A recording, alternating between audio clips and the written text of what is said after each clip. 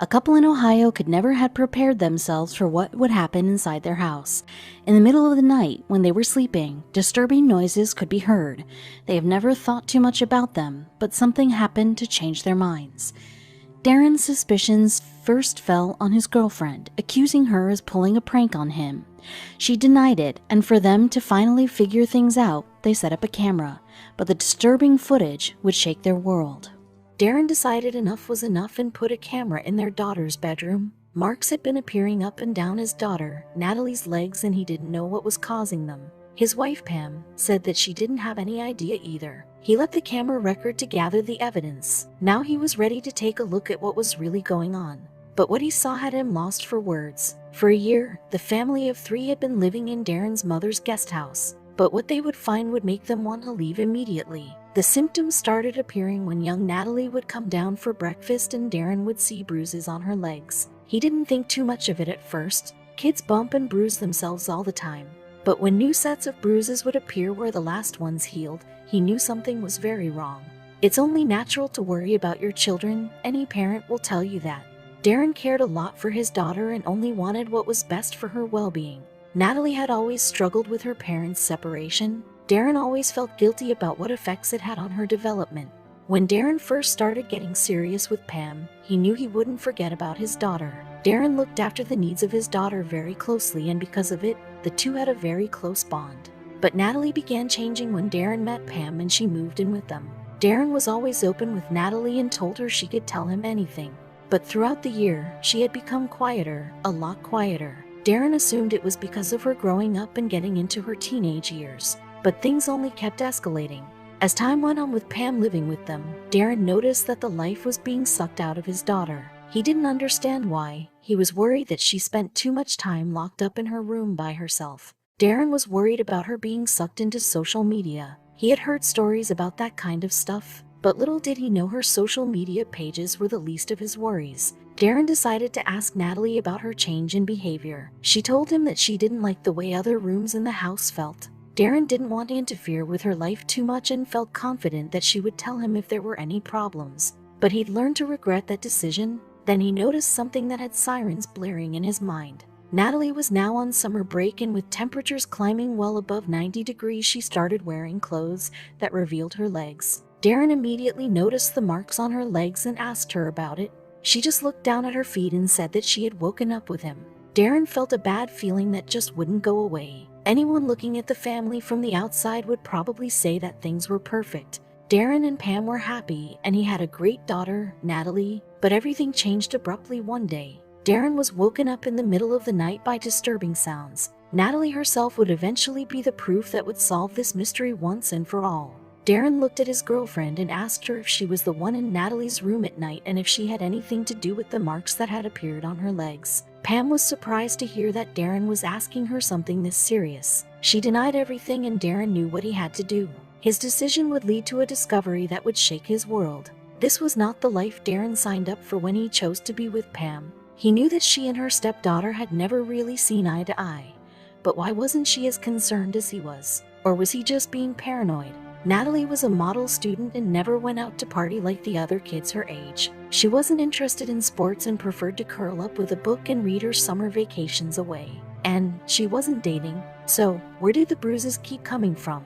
As the weeks went by, every morning Darren would see more bruises appear on Natalie's legs. What was she doing in the night to receive these marks? And Natalie kept denying that she knew how she'd gotten them. What exactly was happening to his little girl? The worried dad had hundreds of questions running through his mind. But one thing was for sure, Darren knew something just wasn't right. And the marks weren't the only odd thing about Natalie. Now, she never seemed to get enough sleep. She'd go to bed at 8 p.m. exhausted, and only re-emerge from her bedroom at lunchtime the following day. She would pick at her food and hardly eat anything at dinner time, and snap at Darren's most innocent questions when he showed concern. It was like Natalie was a different person. Darren was beginning to worry about Natalie's health. Perhaps she had some sort of medical condition. Now Pam, who just shrugged everything off, also began to appear concerned.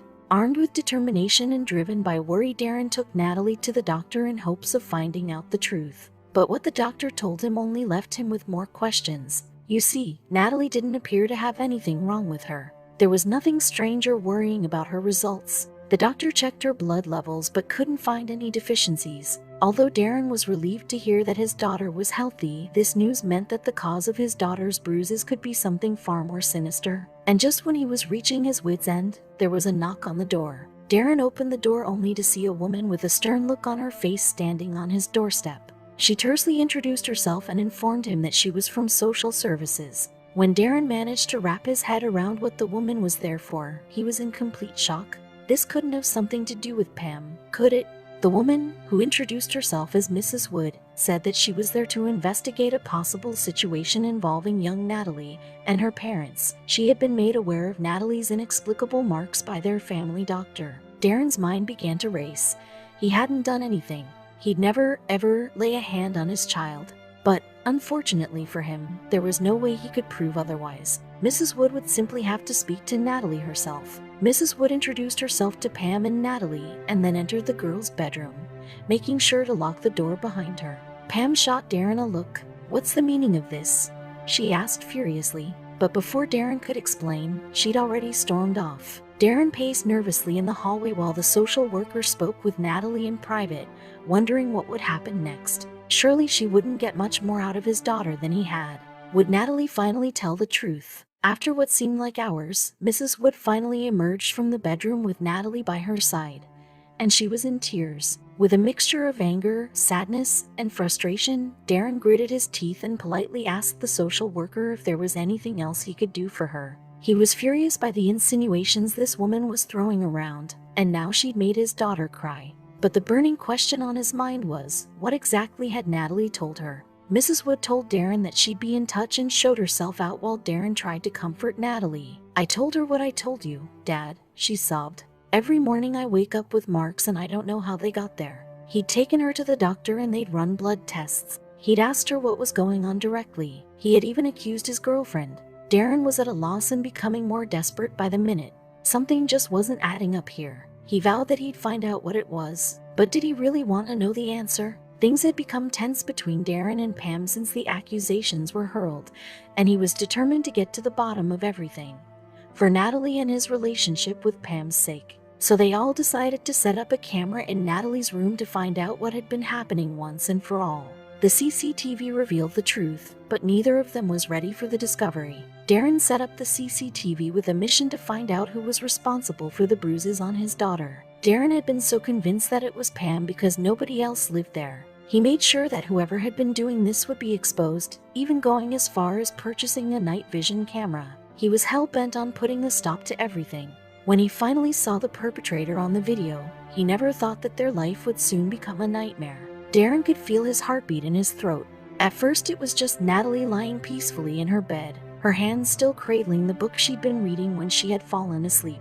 30 minutes passed and nothing looked out of the ordinary. Then suddenly Darren saw something on the footage and his jaw came unhinged. This had to be some kind of joke. Suddenly, Natalie seemed to wake up, but she didn't look like herself at all. He continued watching the rest of the footage to find out more. But what he saw next challenged his theories and shook his beliefs. You see, in the footage, it showed a peaceful Natalie sleeping in her bed.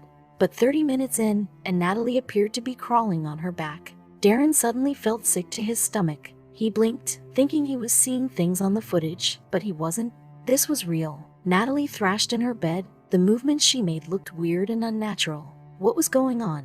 As soon as Darren saw this, he knew something was very wrong. Darren frantically yelled for Pam and showed her the footage, and she was equally astonished and horrified. They had no idea that this had been going on. What had happened to their little girl? They finally had the answers as to where her daughter's marks were coming from. But after watching the footage, they were left with even more questions. Darren ran to Natalie's room, but everything was normal again. She didn't remember what had happened last night at all. The worried parents rushed bewildered Natalie back to the doctor. They showed him the footage and he was dumbfounded. He'd never seen anything like it before. Darren's mind immediately flew to horror movies about demonic possession that he'd seen. It was crazy, but what else was he supposed to think? What was wrong with his daughter? Their GP referred Natalie to a specialist who ran a battery of tests on her. He conducted a thorough neurological exam and ordered a full polysomnogram with an EEG to measure the electrical activity in her brain. He ruled out a tumor and head trauma. So, what was causing Natalie's strange nighttime behavior? The specialist found some abnormal brain activity on the EEG that seemed to be coming from Natalie's temporal lobe, which indicated that Natalie could be suffering from temporal lobe epilepsy. It was reasonable to assume that this was causing her to have nocturnal episodes, or seizures. According to the research, there are many different types of seizures, but most nocturnal seizures are tonic-clonic. Doctors used to call tonic-clonic seizures grand mal seizures. They typically last less than 5 minutes. During this type of seizure, muscles stiffen and twitch, which explains what Darren had seen on the footage. Natalie was prescribed anti-seizure medication and has made a full recovery, but Darren still had the house cleansed by a priest, just in case.